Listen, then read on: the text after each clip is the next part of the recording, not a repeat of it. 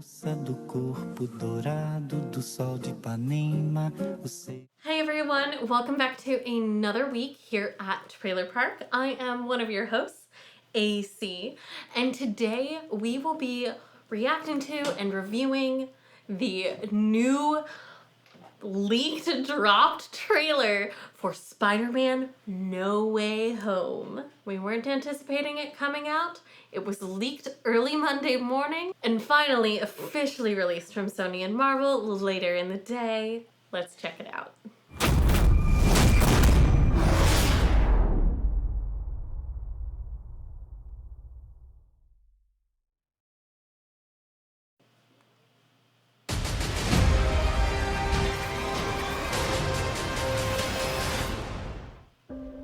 Oh, look at this. This is a good one.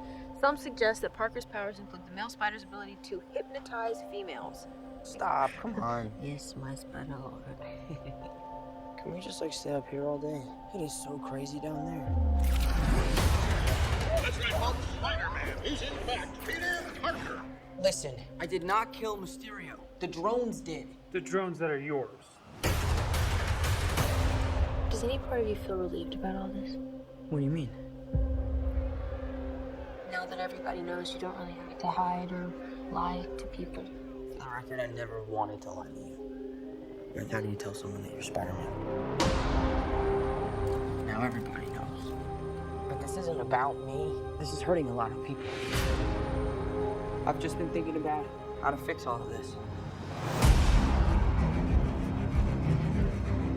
So, Peter, to what do I owe the pleasure? I'm sorry to bother you, sir. Please, be safe to have the universe together. I think we're beyond you calling me son. Elsa? Okay, Steven.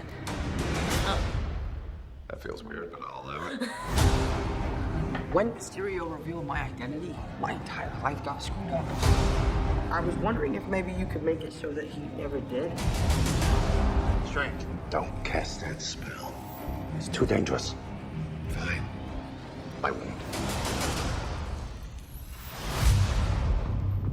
Oh The no. world is about to forget that Peter Parker is Spider-Man. Wait, everyone?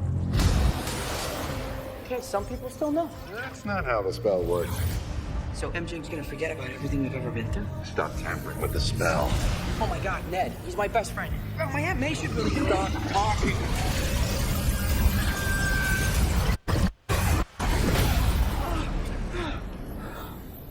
What just happened? We tampered with the stability of space-time.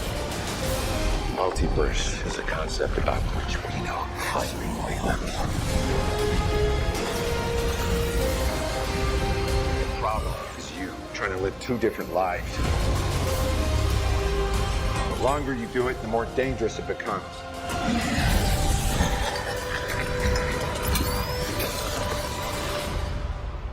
Be careful what you wish for, Parker.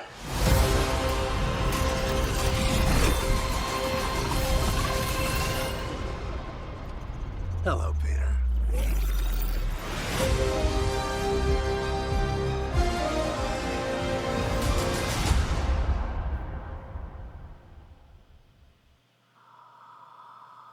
Wow. In a lot of ways, it is just your standard action hero. The stakes are very high, and there's nothing wrong with that. Like, that's what we're here for. We're here for gripping emotional moments and huge action sequences. The Cheekbones boys are up to no good. I do think it's funny that we get a situation where someone goes, hey, don't do that. And they go, of course we won't. And then they do, and the fabric of space-time is ripped in half. I think we'd have learned by now. I do love that we're expanding on the multiverse. Stelio, I think it plays in really well with our understanding of the Spider-Verse. I want more of that. So excited for more of that. Love, love, love, love into the Spider-Verse. Hey. So we're playing with the multiverse again, and multiple versions of this particular Peter Parker's life. We've got romantic troubles because, oh no, now I'm not just famous, but notorious. Did the baby commit war crimes? Maybe I'm not the best person to be reviewing this. Maybe I am because I haven't seen either of the previous two films. Okay, the heavens didn't smite me. I think we're gonna be okay. That being said, the trailer was wonderful, exciting from start to finish, particularly because I know very little about what's going on. I feel like I got plenty of information, but not so much that I know fully what is going on, nor do I know the ending. I will watch the other two movies in preparation for the analysis portion of this video. I am excited to see Doctor Strange and Peter's relationship, both at the beginning, like why he comes to Doctor Strange, or Stephen, how they interact and how that relationship grows and changes. Just knowing how Peter lost an additional father figure at the end of Endgame, Infinity War. There are so many Marvel films. They keep filling up this. Oh my god. So we will see how the rest of this film turns out. I'm excited to delve a little more into the production, into what this trailer does and means for me after I watch the other two films, which will make for a very full evening. And tomorrow, I look forward to seeing you when it's time for analysis. I am back, and I just spent 4.5 of my last 24 hours watching Spider-Man movies and researching the crumbs out of everyone on this team and adding at least 0.5 of the 4.5 million views on the IGN trailer upload. How am I still employed full time? We've been waiting for this collectively at a time when over and over and over again, people globally have been expressing a lack of agency. We've been seeing our peers around the world rise up and get beaten down when we've gotten the bare minimum, if that, from the people in power around us. When we feel our loneliest, our most fearful, we need the scrawny, awkward, emotionally scarred kid from Queens to really stand up and do something. This trailer picks up right where the end scene left off. Okay, before we really get into everything and like the actual critique of the trailer, that kind of thing, I really want to touch on this opening juxtaposition in the first 15 seconds of the trailer. We see Peter and MJ physically removed from the rest of the world around them. There is a blank canvas behind them. The shot is either wide and high or tight and low, giving us a feeling of isolation and intimacy. And MJ is reading a newspaper. The Spider-Man story is seemingly buried in the middle. We don't see anything about Spider-Man on the, slightly out of focus front cover. It's not a headline, and it's something tangible and kind of old school. Everything is still. Their voices is soft, the music is soft, if a little haunting. And we're immediately taken from there and swung in to the harried pace of photographers and rapid drums and J. Jonah Jameson and shots of Peter's face on huge digital screens plastered everywhere with Public Enemy #1 over his face. God, that's good. Good opposition, juxtaposition. Such good storytelling in the first 15 seconds of this trailer. I already know where we're at emotionally, the storyline, and we're set up really, really well for the state of mind of everything else. But it's a great way to start this trailer. Okay, moving on. We see Peter and MJ dealing with the concept of honesty versus safety, the needs of one over the needs of many. I've just been thinking about how to fix all of this. That's Peter Parker in a nutshell, I feel like. Only then do we get the big booms and the strings in and the company logos. We see Peter and Dr. Steve-O meeting, presumably for the first time since the events of Endgame. And then we get this great shift to some electro bass when Dr. McStevie starts the spell, and it's fun, and it's a great element, honestly, of play to not only the scene as a whole, but also to indicating the relationship between these two characters. Playful, but with a sense of gravitas. Peter is his usual nervous self. He messes some things up, and then boom, the multiverse is active. And then we're on a Wild West train, and then we get a little green bomb. Okay, and there is a laugh. And I know this is being debated right now, but seriously, for someone who grew up with other Spider-Man films and franchises, that's the Green Goblin laugh, friends. That's my take. I think it's the Green Goblin. Is Andrew Garfield not actually a multiverse Spidey? Is Andrew Garfield the Green Goblin in this multiverse? Not as frightening, though, as Happy in danger? We cannot kill off another father figure for this poor kid. His actual dad, Uncle Ben, Tony Stark. Getting into who is making this happen, this third film in this series. And I believe it is the final in a trilogy. Could be wrong, but I believe it is the final in a trilogy. We have the triumphant return of the team from Spider-Man Far From Home. John Watts directing, and our stellar writing duo of Chris McKenna and Eric Sommers. This time, though, we feature production design from the brilliant Darren Guilford, whose strength seems to be maintaining a consistent look from prior films. You might know him from Tron Legacy, Star Wars Episode 7 The Force Awakens, Oblivion, and Kingsman The Golden Circle. I'm not saying you're kind of typecast, buddy.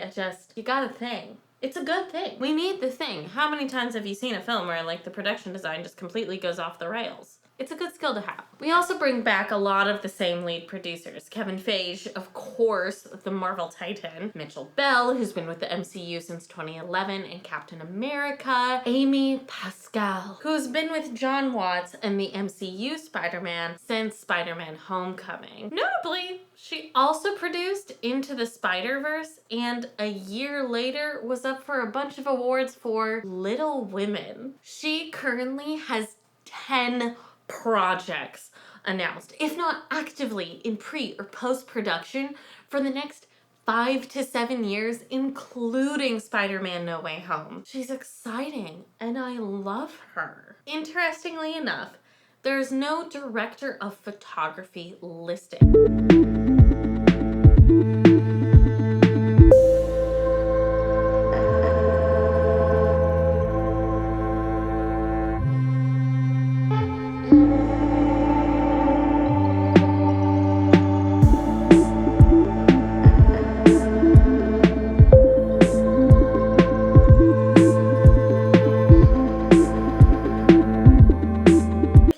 Which we have already talked about a little bit, but like Tom Holland and Zendaya are pretty much confirmed to be dating.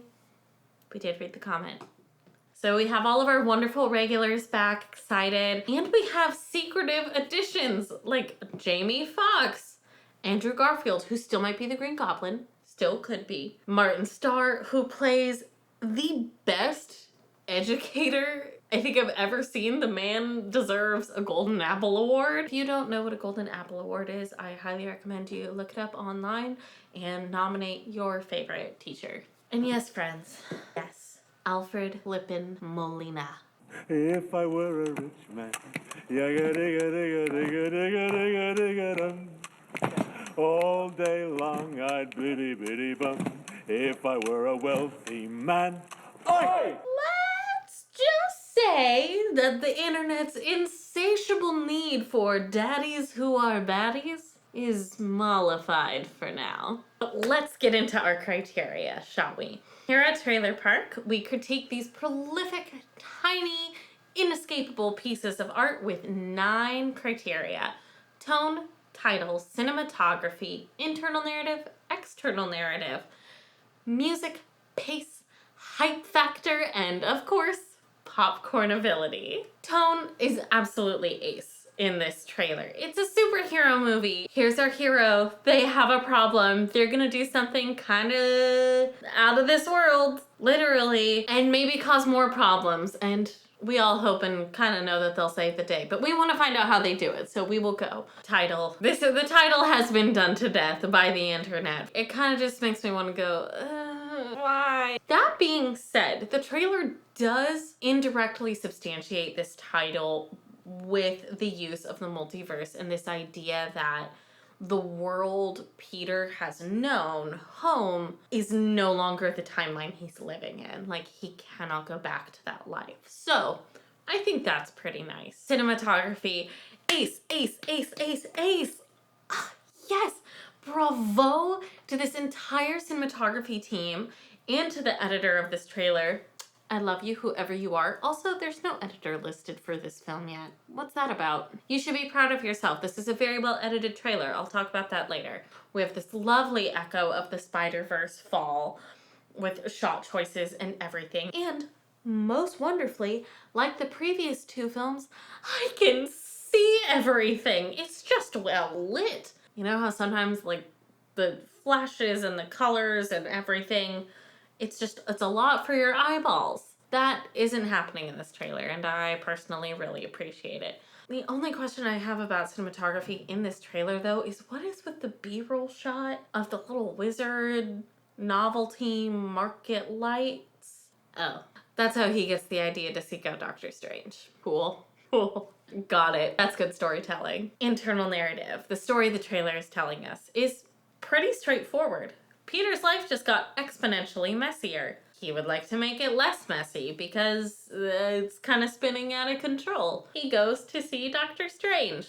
Doctor says, okay, but you gotta take this seriously. Peter does something wrong? Bad? Questionable? It is unclear how he's messing with the timelines, which is good because I want to see the movie. I want to know what problems are occurring. And life then gets extra messy for him. And we leave off there. Well, not before we see Doc Ock and another grand load of structural damage to New York, who has enough ongoing structural damage issues to begin with. Sorry, Department of Urban Planning and Development. Tinfoil hats on here, everybody. Does anyone else think Spider-Man is a ruse to get the city to actually upgrade roads and bridges and like get a new ferry for the Staten Island ferry line? Friendly neighborhood Spider-Man indeed. I think this movie will do a wonderful job rolling in the lessons from the first two movies, namely consequences and responsibility, which every superhero and really every person needs to know. We're in a panini. Spider-Man learned in the first two films about consequences and responsibility. We are immediately led into a situation with this film, or an implied one, where he has to take a solid dose of humility. I'm very curious to see how this plays out, but I think it is a wonderful moment for his emotional arc, both as a young man and as a young man with superpowers. Getting into the music. I did not really talk about Michael Giacchino. That is how you pronounce it, according to IMDb. Giacchino. Not Giacchino, not Frappuccino, not Gianelli. Giacchino. Like Pacino, but Giacchino. I didn't talk about Michael Giacchino at the top of this, along with all of the other department leads and producers, on purpose. Michael Giacchino has been around the block. The man has no less than 149 composition credits. He's responsible for Lost, Alias, for The Incredibles, Up, for which he won an Oscar, and Ratatouille, for which he was nominated for an Oscar. But I think his best work might have been his breakout in 1999 doing the scoring for the Medal of Honor video game. Just saying. He's a student of John Williams, and this is really obvious in the first two movies, influence-wise. You can just hear that this is a man who was 9 years old when A New Hope was released in theaters. His smart use of brass sections, strategic leitmotifs, and his lack of trendy, stereotypical, overused. Oh, let's do another one of those. His work is always a delight to listen to. This trailer is no exception. We get MJ and Peter's softness, the harried pace of an aggressive, vicious media machine, Peter's fear, zesty magic spice, and of course, the consequences drums. I wish I had this in real life so I would know when I was making bad decisions. Pacing. I'll be honest, this is a really well-paced trailer. I don't have a lot to comment on here, to be entirely honest with you. It kept me interested all the way through without making me feel like I was being hit over the head or dragged along all the way to the end. And it didn't feel like they needed to punt me into the end either. It's a well-paced trailer. I'm just real pleased. Who edited this? Hype factor. Okay, again, I watched the first 2 movies in the last 24 hours. I have seen other Marvel films. Don't think I'm walking into this completely blind. And again, I watched 4.5 hours of MCU Spider-Man until like 1 in the morning yesterday. I'm very excited for this film. I think it's going to be wonderful. I am looking forward to seeing how Peter handles reality hitting him real hard, real fast, because the truest monster is our fears. Popcornability, y'all, popcornability is the marketability of this little art piece, because that's its job. It's a mini, tiny movie with half of the information. Did it do its job inviting people to get their butts into seats or, logged into their streaming service? Is Spider-Man? Do you even have to ask? Come on. Between a pandemic and a somehow still worsening climate, both political and ecological, we're all thinking about finding some way to fix it. We might not have multiverses to fall into at our disposal. Fancy former surgeons with superpowers and cool cape and a great puffer jacket to talk to about our problems. And therapy's really expensive, and that's kind of the same thing. We don't have that. So maybe, just maybe, this December, our friendly neighborhood Spider-Man will give us all the push we need to step up. I rate this trailer 5 out of 5 radioactive spiders. Thank you so much for joining us for another episode of Trailer Park. If you liked what you saw, go ahead and give us a like and a subscribe and ring the bell if you please. We love to have new people join us. Thank you to everyone who has supported us so far. We love reading your comments and hearing your views and opinions. So if you're going to see Spider-Man, drop a comment. If you aren't going to see Spider-Man, drop a comment. If you liked this video, share it with your friends. If you hated this video, share it with your enemies. If you like Nick and I, you can follow us on Instagram. Here are those links. And if you want to step up and do the right thing, just like our friendly neighborhood Spider-Man, I will drop some links on how you can make an active impact in your own community as well as around the world. I will drop some links in the down below section, down there below the video, for ways you can help out in your own community as well as around the world. Thanks again for watching. This has been AC reviewing Local Kid Gets Bit by a Spider, Meets a Billionaire, and then Faces the Consequences. Goodbye!